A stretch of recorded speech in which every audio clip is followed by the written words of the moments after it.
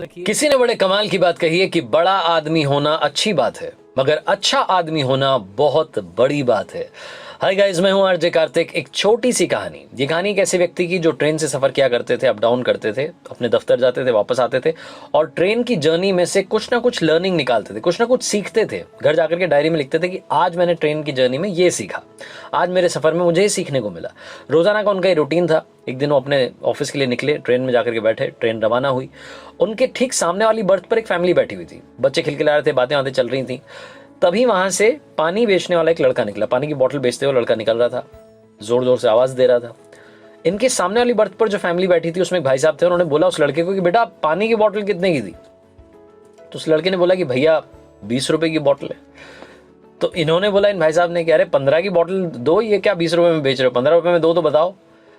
वो जो पानी बेच रहा था लड़का, वो सिर्फ मुस्कुराया, कुछ नहीं बोला, चुपचाप आगे बढ़ गया। ये जो भाई साहब सामने की सीट पर बैठे हुए थे, जो कि रोजाना लिखते थे कि आज क्या सीखा, इनको लगा, अंदर से जिज्ञासा हुई कि भाई क्या मतलब आज सीखा है।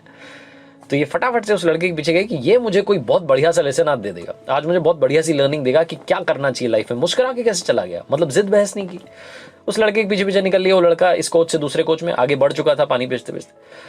उसे जाकर के रोका और उससे पूछा कि भाई एक बात बताओ, मैं तुमसे कुछ पूछना चाह रहा हूँ। तुम अभी मेरे कोच में थे, वहां पर एक फैमिली थी, याद आया तुम्हें? अभी एक बंदा तुमसे बोल रहा था कि 15 की बोतल दो, 20 की क्यों दे रहे हो? तुमने कुछ नहीं बोला उसको, तुम चुपचाप आगे बढ़ गए। मतलब ऐसा क्यों? तुम्हें गुस्सा उस्सा नहीं आया कि कहाँ मतलब 2-5 रुपए के लिए इतनी जिद बहस कर रहा है गरीब आदमी से? तुम कुछ तो बोलते। उस लड़के ने जो कहा, ध्यान से सुनिएगा। उस लड़के ने कहा कि अरे भैया, वो जो भाई साहब बैठे हुए थे उनको पानी पीना ही नहीं था, उनको प्यास ही नहीं लगी थी।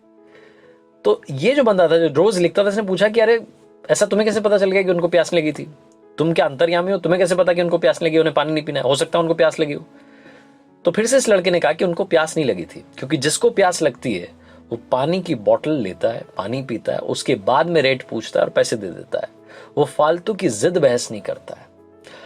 उस लड़के ने जब ये जवाब दिया, इन भैया ने जब ये जवाब सुना, घर गए, डायरी में जाकर के बहुत कुछ लिख डाला। इन्होंने लिखा कि लाइफ में अगर हमने गोल बना लिया है, अगर हमारे माइंड में बात क्लियर है, तो फिर हम फालतू के वाद विवाद में, डिस्कशन में नहीं पड़ेंगे। लेकिन अगर हमारा गोल क्लियर नहीं है, अगर हमें पता ही नहीं है हमें क्या करना है, तो हम बहुत सारी कमियां उस गोल में भी, लाइफ के गोल में भी निकालते रहेंगे और बस इसी चक्कर में टाइम बर्बाद कर देंगे। खास करके जितने सारे स्टूडेंट्स इस वीडियो को देख रहे हैं, इस कहानी को देख रहे हैं, उनको मैं बोलना चाहता हूं कि आप अपने गोल को क्लियर कीजिए। क्योंकि अगर आपके माइंड में क्लियर नहीं होगा कि आपको क्या करना है, तो आप वो 3-4 ऑप्शंस में उलझ करके रह जाएंगे, साल पर साल निकलते चले जाएंगे और उसके बाद में आपको रियलाइज होगा कि यार टाइम तो तब था, तब तो कुछ किया ही नहीं। लाइफ में अपने गोल को क्लियर बनाइए, उसके बाद में डिस्कशन में पढ़ने वाली तो बात आएगी नहीं। आप चाहें तो इसके लिए करियर कंसल्टेंट्स होते हैं, उनसे आप कंसल्ट कर सकते हैं। लाइफ में आपके आसपास कई सारे ऐसे लोग होंगे, ऐसे दोस्त होंगे, फैमिली में लोग होंगे जिनसे आप पूछ सकते हैं कि मुझे क्या करना चाहिए। अपने गोल को क्लियर कीजिए और उसी के साथ आगे बढ़िए। आरजे कार्तिक एक बार फिर से आपसे कहेगा, कर दिखाओ कुछ ऐसा कि दुनिया करना चाहे आप।